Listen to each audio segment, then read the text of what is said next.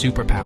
Has World War III already started? So as we can see the ongoing conflict between Israel and Palestine, the world has already been divided into two groups supporting their favorite country. In my past video, I talked about how Yemen is blocking Israel's short trade route. Hence, Israel has to travel all around Africa. But very recently, two powerful nations launched airstrikes in Yemen. This action, of course, triggered many nations. The whole point is that this ongoing conflict could generate a domino effect, which will probably start another major conflict between superpowers. Hey, Shalom, this is your brother Yumanathan. First and foremost, I want to give all praises to the Most High, Yahweh, Bahashem, Yahushai, Bahashem, Rakaha Kodash. I want to give double honors to the apostles and the elders of Great Millstone.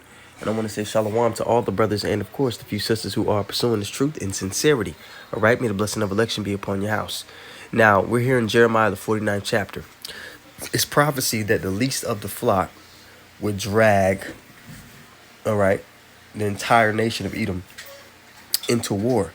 The least of the flock will be the chief tribe of Amalek, the Temanites, the so-called Germans.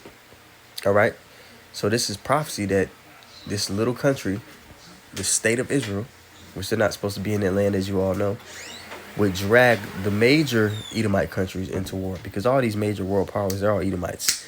All right. And they're just divided against each other, Egyptian against Egyptian. 49 and 20. It says, therefore, hear the counsel of the Lord, that he hath taken against Edom, and his purposes that he hath purposed against the inhabitants of Teman. Surely the least of the flock shall draw them out. Surely he shall make their habitations desolate. So, like you've seen, nations are aligning themselves on particular sides. Now, this thing isn't going to go completely nuclear until the MOTB, the mark of the beast, is made mandatory. But World War III has started. So nations like Yemen, they're doing to Israel what America did to Russia, put sanctions on Russia. They're basically putting sanctions on Israel. You can't come through this trade route. So now they're having to get resources. They got to go all around the Horn of Africa and all of that. So it's just like everything is, in motion. All the ingredients are in the pot for the transition of power to really start to ramp up. Okay, and for that transition of power from one people to another to happen, there are particular prophecies that have to take place. Okay, this kingdom has to be casted down. And a big part of that is World War III. Okay, so it's on the roll. And to someone who's attached to this flesh and to this society and to this world, and they can't see past this, they don't have spiritual vision, this is something that may be unsettling for you to continuously see these things and to see things aren't going back to normal. But for a believer, for those who know, the script, so to speak, we have the spoiler. This is exciting to see, because we know what the end of all of this means for us and for all of the earth and all the inhabitants of the earth. A better kingdom, life, the lifting up of family and righteousness. All these things are going to be restored. Now the earth is going to be refreshed. All of it. We know what this means, but we know we have to go through the ringer first. It's just what it is. All right, so let's read that again from the top. This is Jeremiah 49 and 20. Therefore, hear the counsel of the Lord, that he hath taken against Edom. All right, the so-called white man. And we have to use those terms like the so-called white man. They're relative terms, so people know what we're talking about. When you hop onto YouTube or you see us on the highways and hedges and passing, we use these terms because someone who is new to what we're talking about, they're not going to know who we're talking about. Say, oh, you Levites, or you Benjamites, and you Ephraimites, or the northern kingdom, or the southern kingdom, or you Edomites, or you Moabites. So we use these relative terms that people understand. But with that being said, we also know that the spirit that's in somebody, the actual family line they go back to, has nothing to do with their appearance. Now, majority of the time, people are what they look like. But at the same time, a more spiritual man understands you can't necessarily base or assume someone's lineage or family line just off of their appearance. That's carnal. All right, so let's continue on here. It says, and his purposes that he hath purposed against the inhabitants of Teman, surely the least of the flock, the state of Israel, so-called JOO, shall draw them out. And that's what's going on. That's what we're seeing. Surely he shall make their habitations desolate with them. The earth is moved at the noise of their fall. All right, this war is going to be fought by way of nuclear missiles, right? You go to Isaiah, the 9th chapter, in the 5th verse. It tells you how this war is going to differ from all the rest. The fashion in which it's fought. All right? Verse 21. The earth is moved at the noise of their fall. At the cry, the noise thereof was heard in the Red Sea. This is going to be heard, this is going to be something that's an international event worldwide. Everybody's going to know about it, and it's going to affect everyone. Behold, he shall come up and fly as the eagle and spread his wings over Basra. And at that day shall the heart of the mighty men of Edom be as the heart of a woman in her pangs, a woman in childbirth. And if you ever seen an eagle swoop down and grasp his prey, there's almost nothing that the prey could do. Once that eagle locks eyes and it's in motion to attack, it's almost nothing. It's nothing that the prey could do. And it's going to be nothing that Edom could do to regain their footing to defend against what the Lord has coming their way. Now, this is a video from Real Life Lore. And this is a month ago, all right? So you guys, you've seen that protest in Yemen where it was over 1 million people, clearly. They said it was thousands on the news, but it was clearly over 1 million. And they're standing with the Palestinians. And they're blocking those trade routes. That the world uses that trade route that goes through Yemen.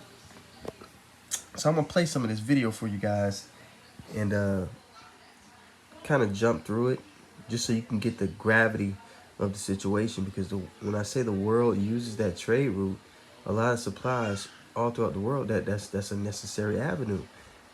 And for it to be blocked, it's going to, over time, it may not affect us over here immediately. It may not affect the countries over there immediately. But over time, as things begin to escalate and build up and build up and build up, it's going to get to a point to where it's like, it's going to, when it actually hits and it affects everyone, it's going to really affect everyone. So let's let this video play a little bit. Declare that they would begin attacking every single ship they could find sailing nearby to their territory in the Red Sea that was linked in any way to Israel, including any ships traveling to or from Israeli ports, any ship with Israeli ownership, any ship flying an Israeli flag, or any ship with an Israeli crew. And then, they further stated that these attacks on Israeli shipping would continue indefinitely until Israel fully withdrew from Gaza and ended its war against Hamas.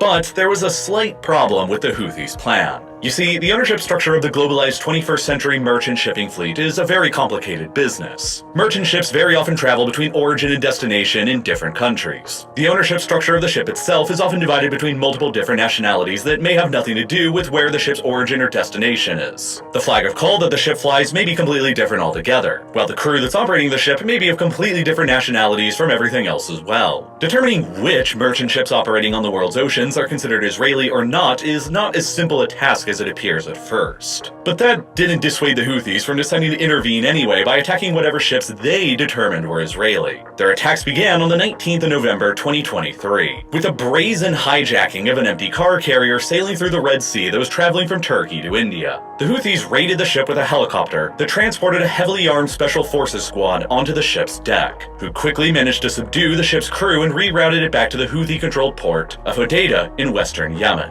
The ship was called the Galaxy Leader, and its registered owner was a company known as Galaxy Maritime Limited, that's based in the Isle of Man, a UK dependency. The ship was being chartered by a Japanese company, its flag of call was based in the Bahamas, and its 25 crew members hailed from the Philippines, Romania, Bulgaria, Ukraine, and Mexico. The only connection that the ship had to Israel was that the company that owned the ship, Galaxy Maritime Limited, was further owned by another company known as Ray Car Carriers, which is a business that's co-owned by a well-known Israeli businessman and billionaire named Abraham Ungar, who has a current net worth of approximately $3.25 billion US. Based on that, the Houthis decided that the ship was fair game to attack and hijack, and it would be far from the last. In the weeks and months, Because all the nations are in bed with this devil. All the nations you know, how they move, what they're able to do, whether their business could take off in a major way internationally. You got to go through this devil in some kind of way. He's going to have his finger in it. And keep it not at home, like it talks about in Habakkuk 2. So, the Houthis, people in other countries, they understand the gravity of control that the tribe of Amalek has in the earth. So, somebody, American watching this that doesn't really know too much, they might be like, wait a minute, they're messing with people that have no ties. But they don't understand the gravity of control that most companies in the world, if you go up the money ladder, they're going to go back to two companies, Vanguard and BlackRock, which are owned by, the small hats. The small hats control all the banks. They print the money. So the Houthis, they just want to cause friction. They want to cause some losses for this man, and this is really just the Lord stirring up these smaller nations. Let the weak say I'm strong. Now I'm not too sure if Yemen has nuclear capability, but the spirit of